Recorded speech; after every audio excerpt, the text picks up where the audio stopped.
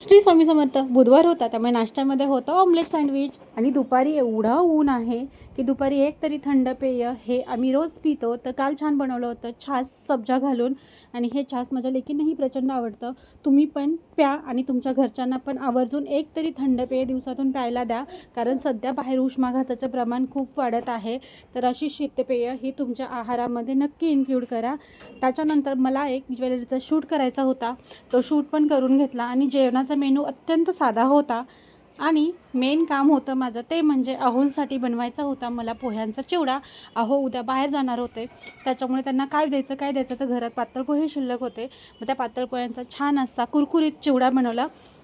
अहोंना खूप आवडतो तो, त्याच्यामुळे बनवला. आणि ह्याची डिटेल रेसिपी आहे ती आपल्या चॅनलवर ऑलरेडी अपलोडेड आहे, जाऊन नक्की बघा.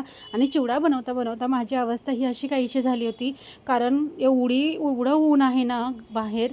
तर अक्षरशः किचनमध्ये जायचं म्हणलं ना, सकाळी जा, दुपारी जा, संध्याकाळी जा, घामाच्या अक्षरशः धारा वाहत आहेत.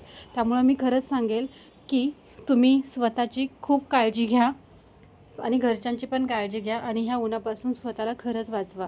त्यानंतर आहोंनी आणले होते मार्केटमधून करवंद, जे आम्ही पहिल्यांदाच नवं केले. आता गावी जाऊ तेव्हा तर खाणं होणारच आहे आमचं, पण काल पहिल्यांदा खाले. आणि मला ना करवंद प्रचंड आवडतात, प्रचंड म्हणजे प्रचंड. करवंदाचं तोंडात ठेवलं ना की मला असं खूप भारी वाटतं खायला.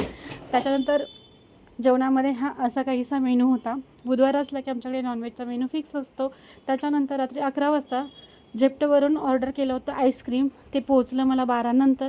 खूप कंटाळा आला होता. शेवटी ते सगळं फ्रीजमध्ये ठेवलं आणि झोपून गेले. बाय.